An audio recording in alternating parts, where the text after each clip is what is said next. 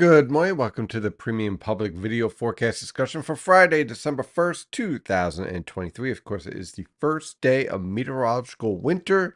Remember, meteorological winter is different from the astronomical winter, where that is based on the position of the sun and the earth. The meteorological winter is basically segmented climatologically for every 3 months or so. In winter, it's December, January, February, then spring, March. Well, you get it. So, the first day of meteorological winter, and we already had our first GFS fantasy run that got people a little bit excited yesterday afternoon with the depiction of the potential of accumulating snowfall around the northern Mid-Atlantic. I took a look at it and I immediately knew why it was wrong. No, not just because you want to use the European or the Canadian, but because the pattern itself that we have in place doesn't make sense for such a solution. You see, very simple. You see this jet streak right here in the Pacific? This is basically rushing right into North America. And it's like a very, very large man rushing through a line and pushing everyone out of the way. So this basically barrels through the West Coast and forces all disturbances, whether in the polar jet stream or subtropical jet stream, to move very quickly. This is a very progressive pattern.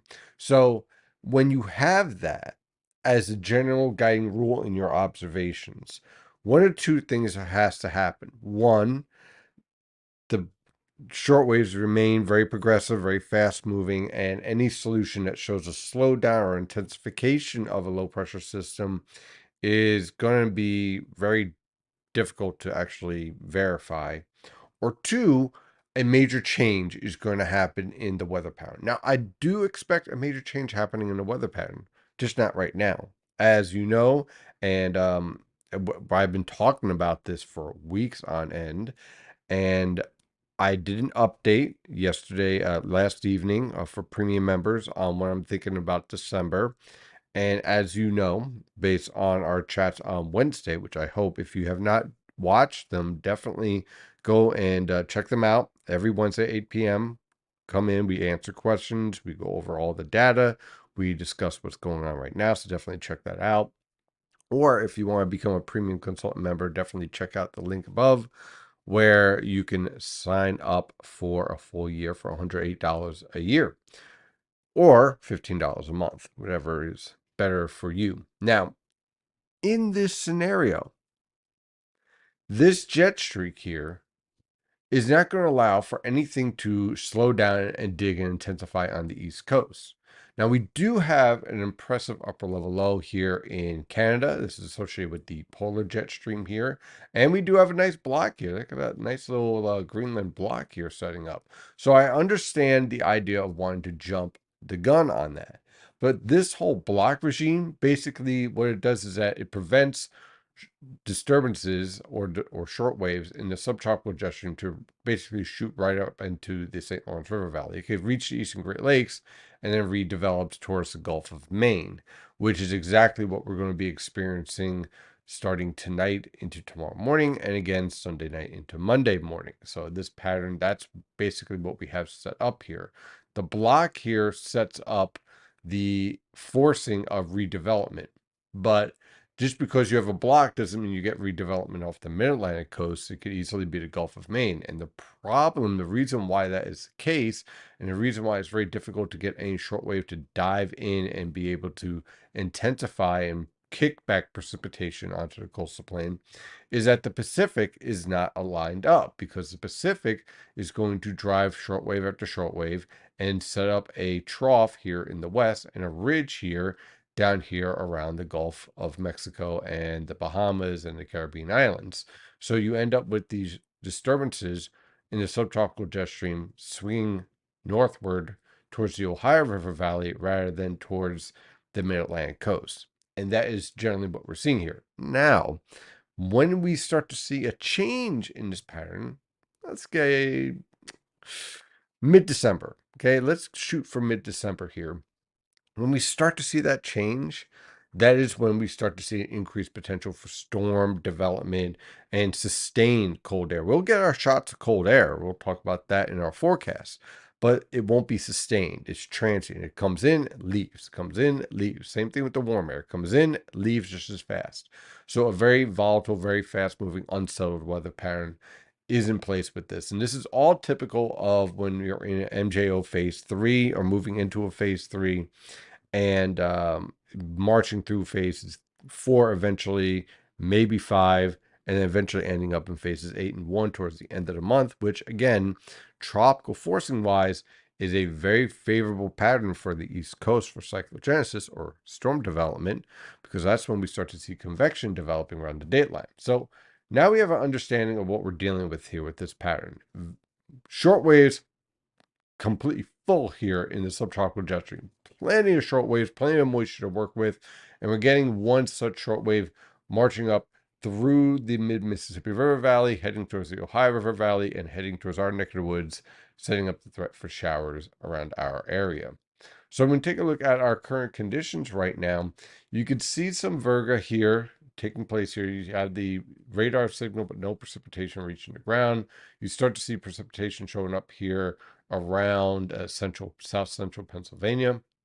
For our area, increasing cloud cover with temperatures chilly, but not unusual for this time of year, ranging from the upper 20s to lower 30s in your higher elevations, mid to upper 30s in your northern suburbs, and mid 30s to lower 40s, around the Philadelphia and New York City metropolitan area. Down towards the Jersey Shore here, this is where we start to push into the lower to mid 40s. And your warmest spot over the region is out here towards the eastern Long Island, where we are in the lower 50s. As we go on through the day, everyone's going to be warming up into the upper 40s to lower 50s, setting up rainfall for the entire region. You can see that here on the current radar and surface map here from WeatherTap. Let me just refresh this real fast. And there we go. And you can see here's our low pressure system lifting northward. Here's a stationary front and then a cold front here. And then here's our precipitation all heading towards our neck of the woods. Now, when you see, this is a good time here to teach this. When you see this signal here, it says sleet, right? Because that's usually pink of some sort of wintry mix. You have to understand what's going on in the atmosphere. You do have some colder pockets in the atmosphere, but as long as your lower levels are pretty warm, you're not going to have much in the way of any type of accumulation. So you always want to look at the observations with the radar data, and sometimes the radar data can produce errors. So you got to be sure and compare that. And this is exactly what I'm talking about, 850 millibars. This is very warm. Now, notice this gradient right here. In fact, let's zoom out here. And you can see at 850 millibars, all of this warm air surging northward. This is the 850 millibar low. This low is going to track along this gradient. Now, we got plenty of polar and even some Arctic air sitting up here in Canada, just waiting for something to pull it southward eventually. But in the meantime, with this pattern, you get a nice ridge here off the East Coast.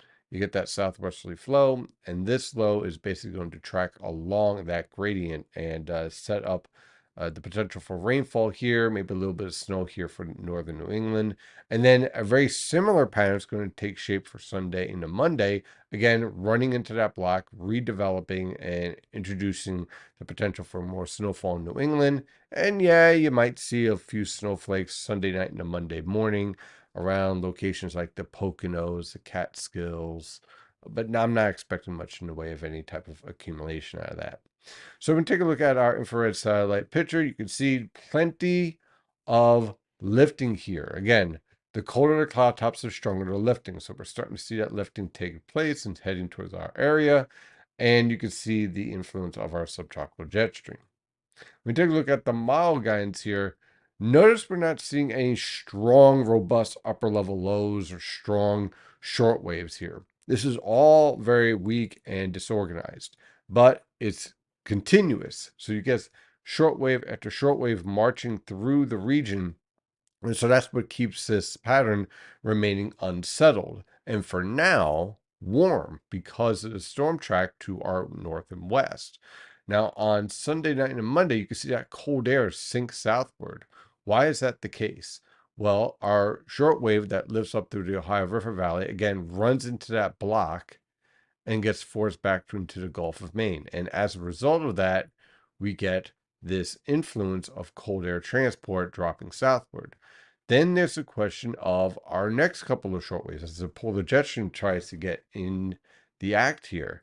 And the reason why this time period around Tuesday night into Wednesday morning is not really much of a storm period, certainly a few rain and snow showers, is because of the progressive nature here. It doesn't have time, even though there's plenty of cold air and there's some moisture, it doesn't have time to develop because it's getting kicked out off the coast. And also, when you have this positively tilted trough here, that forces everything to your east. Okay. That means that your lifting and everything's going to be focused more towards the Atlantic.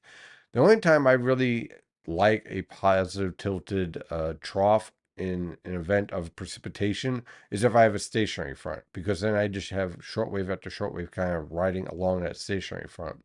In this case, it's a very progressive pattern. This case, you have another strong shortwave coming into the west coast. That means everything's getting kicked east. And so by the time it has time, to develop out here in the Atlantic, it's already well east. So it's already gone.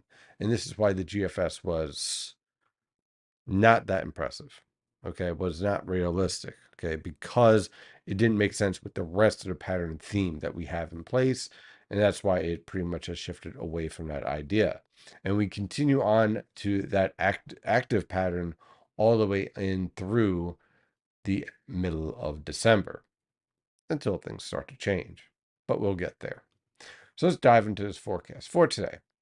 Increasing clouds, showers developing. Look for high temperatures in the upper 40s to lower 50s. It's going to feel a little bit cool out, but it won't be bad for this time of year, certainly. Look for periods of showers, heavy at times for this evening into tomorrow morning. Look for low temperatures ranging from the upper 30s to lower 40s over the northern interior, mid 40s along the coast. Tomorrow, mix of sun and clouds, a few isolated showers, certainly not a washout or anything of that nature, but just keep an umbrella handy. Look for temperatures to be very warm, ranging from the mid to upper 50s over the northern interior and upper 50s to lower 60s along the coast, lower to mid 60s in the Delaware River Valley. Now, on Sunday, we get our next low pressure system with isolated showers in the morning, widespread rainfall in the afternoon. So if you're going to the Jets or the Eagles games, you're going to need your umbrella or poncho, whatever you might be wearing, because it's going to be raining for both of those games. With temperatures on Sunday morning ranging from the lower to mid 40s over the northern interior, mid to upper 40s along the coast, and high temperatures ranging from the mid to upper 40s over the northern interior, lower to mid 50s along the coast. Then the cold air tries to bleed in as this low pressure system develops around the New Jersey and Long Island coastal waters, and then really takes over as the primary low by the time we get into Monday morning. During that time period, periods of rain will continue for much of the region, but keep an eye out towards Monday morning for a brief period of snow, sleet, and rain at the end of this storm. The accumulating snow for this storm is going to be all up in the Green and White Mountains where everyone's going skiing.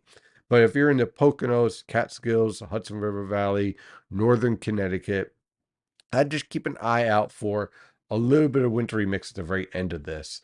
And that is pretty much it. We're not looking for a decent accumulation or anything of that nature, but some slick roadways on Monday morning when everyone's going back to work. Low temperatures on Monday morning will range from the lower to mid 30s in higher elevations, mid to upper 30s in the elevations below 1,000 feet, and lower to mid 40s along the coast. On Monday afternoon, look for clearing skies with winds from the west around 10 to 20 miles per hour.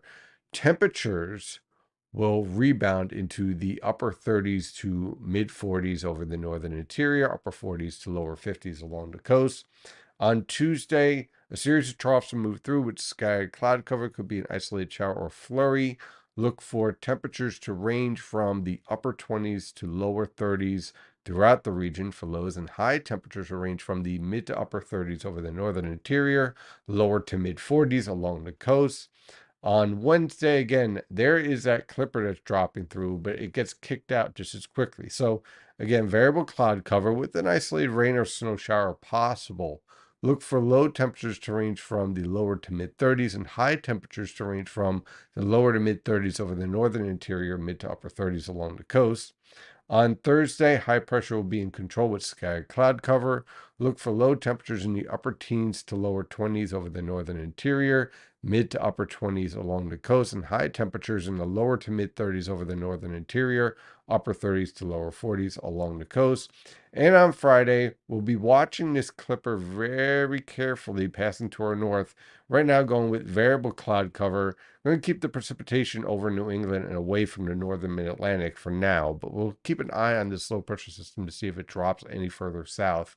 Look for low temperatures to range from the upper 20s to lower 30s and high temperatures to range from the lower to mid 40s over the northern interior and upper 40s to lower 50s along the coast. That is your forecast discussion for today. Have a wonderful day, and as always, stay safe out there.